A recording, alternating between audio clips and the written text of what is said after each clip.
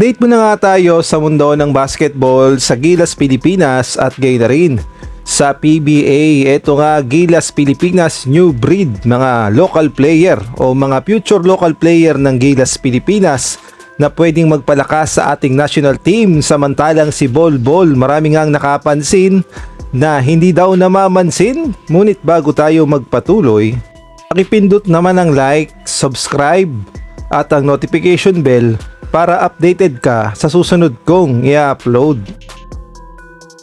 Maganda nga ang nilalaro ng TNT import na si Bol Bol na isang ex-NBA player dahil nag-a-average siya ng almost 40 points per game. Kaya naman lahat ng atensyon ay nasa kanya at yung mga fans ng PBA ay talaga namang gustong magpa-picture at gustong makausap itong si Bol Bol. Kaya nga lang ay mukhang may problema itong si Bol Bol dahil ayon nga sa mga report ay mukhang hindi namamansin ng fans at kahit mismo interview sa PBA ay tinanggihan niya. Kagaya na lamang ng naging laban nga nila kontra sa NLEX kung saan panalo ang Talk and Text at si Bol Bol nga ang best player. At dito nga makikita natin na kinausap na siya mismo ng kanilang manager na si Coach Jolas na magpa-interview siya. Kaya nga lang ay tumanggi talaga itong si Bol Bol at hindi talaga napapayag. At dito nga makikita natin na dire-diretso siya sa dugout ng Talk and Text. Kaya naman lumabas na nga ang report, particular na sa spin.ph, na ito nga si Bol Bol ay unreachable. Ang sabi nga dito, former NBA player off limits to the media, distant to fans, at least for now. Ang sabi pa nga, source says celebrated TNT import still untouchable for PBA fans. At nagpaliwanag na nga si Coach Jolas kung bakit gano'n ang inaasal ni Bol Bol. Ang sabi niya nga, Bol Bol doesn't like talking to anyone. He's very aloof and introverted. He's just like that as a person, doesn't like the extra attention. So lumalabas na introvert pala itong si Bol Bol at ayaw niya ng maraming attention o yung marami siyang nakakausap o maraming pumapansin sa kanya. Ngunit hindi nga uubra sa PBA yan. Dahil unang-una ang PBA binubuhay ng mga fans na nanunood at nanunood ng live. Kaya naman yung mga player, mga import ay kailangan makisama sa mga fans at kailangan hindi sila parang kagaya ni Bol Bol na introvert. Kung sinabing magpa-picture, magpa-interview, kailangan laging game yung mga player at gayon na rin yung mga import na kagaya ni Bol Bol. Siguro sa hinaharap ay makakapag-adjust na rin itong si Bol Bol at mawala na rin ang kanyang pagiging introvert dahil hindi nga makakabuti sa karir niya yan sa PBA dahil mahuhusgahan siya ng mga PBA fans na masungit at bitter.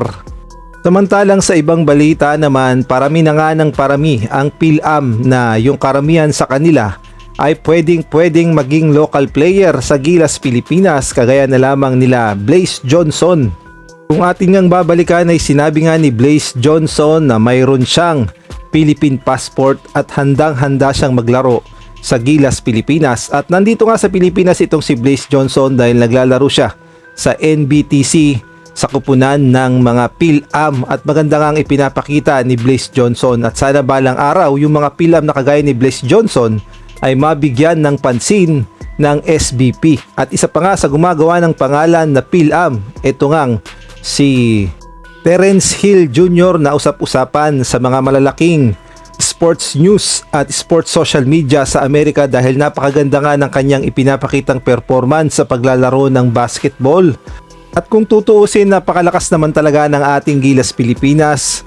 May mga hindi lang talaga tayong nagagamit na player na naghihintay lamang ng tawag at may mga Philippine passport kagaya na lamang ng mga PhilAm na ito na paniguradong naghihintay lamang ng tawag ng SBP at sila ay maasikaso at willing itong maglaro para sa bayan. At sana ay makabuo ng program ang SBP na mabibigyan ng kontrata yung mga PhilAm o yung mga local player na handang mag-practice para sa mga laban ng Gilas Pilipinas at hindi sila maiistorbo dahil kung puro mga PBA players ang ating aasahan ay nakakaroon nga ng problema sa schedule dahil nga sa liga ng PBA. Kaya naman kung bubuo ang SBP ng kupunan o team ng Gilas na committed lang para sa Gilas Pilipinas at handang mag-practice ng mas mahaba, sa tingin ko ay papalag tayo sa international at napakarami nating opsyon dahil napakaraming PhilAm na may mga Philippine passport na at maglalaro na lamang At syempre yung mga local player natin, napakadami din para sa Gilas Pilipinas. Sana nga mabigyan ng program ng SBP yung mga ganitong bagay na makakatulong sa ating national team upang lalong mapalakas ang ating Gilas Pilipinas. At sa tingin ko, kulang lang talaga tayo sa mahaba-habang practice. Yung pyesa nandyan na, pupulutin na lamang at bubuin na lamang ng SBP.